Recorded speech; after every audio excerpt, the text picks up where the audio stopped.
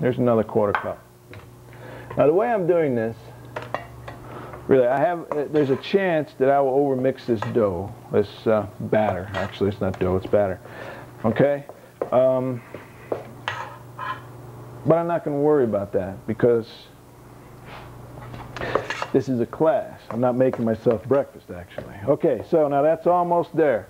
Okay, so another 1/4 cup. But what you want to do, my point is, what you want to do is, when you have all your dry ingredients, plus the yogurt and the oil, mixed together, then you just pour in your milk all at once and mix it. You don't want to overmix your pancake batter. Okay, there's the 4th 1/4 cup. Okay, let's see how it looks. Getting there.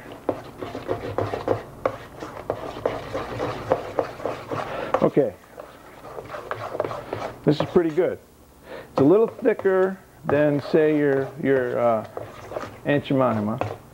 And the reason that is we don't have the eggs in there. The eggs would help to bind it, so I make it a little thicker than a conventional pancake batter. Also, you see it's got little lumps in there? Don't worry, don't worry. Those lumps will cook out. That's the oil. It'll help to make it a little smoother. Okay, so now you're at the point in your recipe where you add up your 1/4 cups, which come out to 1 cup. Okay, you've got your basic recipe. Now we're into the optional section of the recipe. You could add blueberries, you could add raspberries, you could add raisins. What I like to do, what I like in my pancakes is sunflower seeds. They're chewy and I like the taste. So I'm going to add 2 tablespoons of sunflower seeds. Okay, and make a note. 2 big T sunflower seeds. And in parentheses I put OPT period. Optional. Okay, so now we've got our basic pancake recipe. So let's go over to the stove and see how this comes out. Okay? Okay. Let's see how these pancakes come out. So I've got my cast iron skillet, which is warming up. I like to cook pancakes on, say, about a medium heat, right? Start them out sometimes a little high and then turn the heat down. But this I've got heating on a low heat. And the thing I like about the cast iron skillets, you can use a Silverstone or some other non-stick surface. It works really well. But these, because of the thickness of the cast iron, the heat is more even. So I don't use this for everything. I use this mostly for, I like to heat tortillas in here, cook my French toast and my pancakes. I use just a regular stainless steel skillet if I'm going to make something with a lot of liquid in it. Once you get these seasoned up, I take and I rub this with oil. When it's brand new, I rub it with oil and cook it on the stove until the oil gets into the iron and it creates almost a semi-non-stick surface. Okay, well, enough about the cast iron pan. It's one of my favorites. So anyway, I take a little bit of oil. Okay, you don't need a whole lot. A little bit, maybe what's that? A teaspoon. Write that down. Okay, so let the oil spread around. It looks like it's just about hot enough. I take a spoonful of this pancake batter that we've made. Okay, let's see. I'll just do one at a time. Usually I make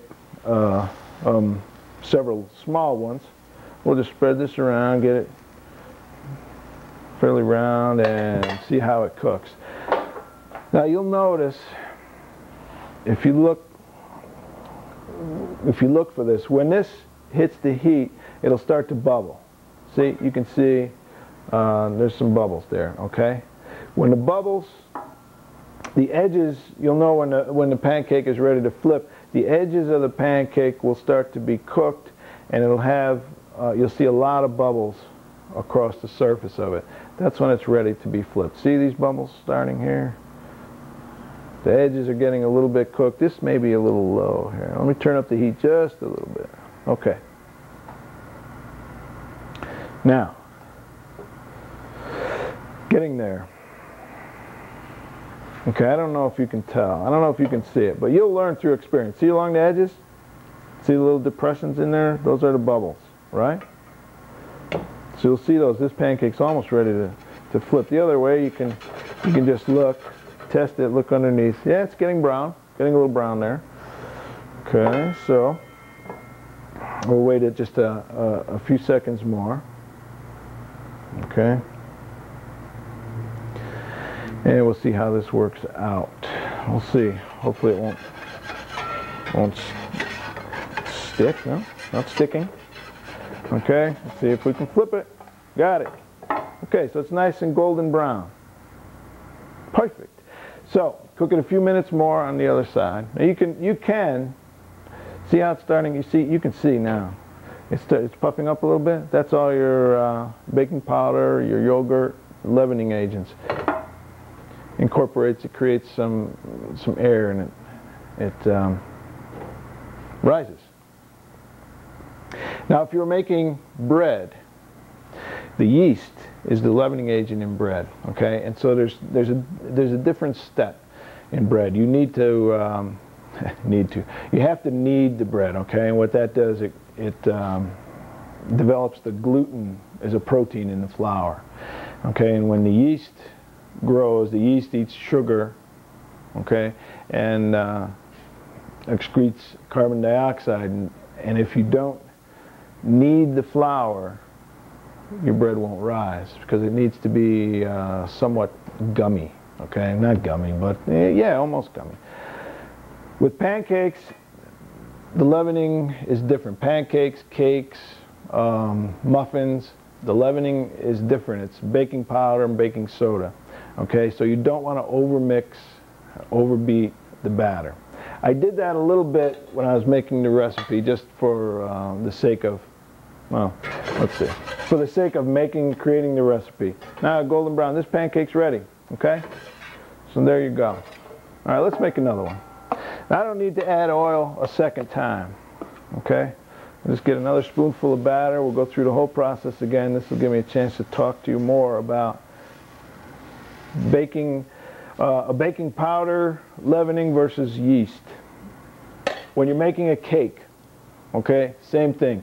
Don't overbeat, overmix the cake batter, okay? Because what happens then is the protein in the flour, the molecules, by working it too much, you get those molecules start to line up into a chain, okay? And that makes, it's good in yeast bread, but it's no good in a baking powder, baking soda leavened pastry or cake, bread, like what they call soda breads, okay? So when you're making your pancake batter, don't overbeat the batter. You'll have chewy pancakes. You want to have light pancakes, fluffy. You don't want them rubbery, okay? So same thing when you make banana bread, zucchini bread, when you have your garden is in August, when zucchinis are coming out your ears, so to speak, you don't overbeat your zucchini bread batter. Okay, look, see the bubbles? See what we've got? Ooh, the pan's hot. Okay, see, right along here, that's cooking. See the bubbles on the top? Nice. This pancake's ready to flip. Let's flip it over, see? Second one, doesn't stick in these cast iron pans. Golden brown. Okay, so this is eggless pancakes. And look, they look just like on TV. Oh, this is TV. Okay, so there you go. See, you can get a good shot of that. It's perfect golden brown. Just like Mama used to make, but doesn't have eggs in it. Let's see how it looks on the other side. Whoa, not quite. Okay, so a couple minutes. This pan will hold the heat, so I can shut this off. Okay. There are your eggless pancakes, okay? You don't have to give up pancakes because you don't eat eggs. And these pancakes are light, they're fluffy, they're not going to be those, what do you say, you know, you eat some breakfast sometimes, you want to go back to bed, take a nap. Not with these. These are nice and light, and they're really, really good. They're tasty. Look at that.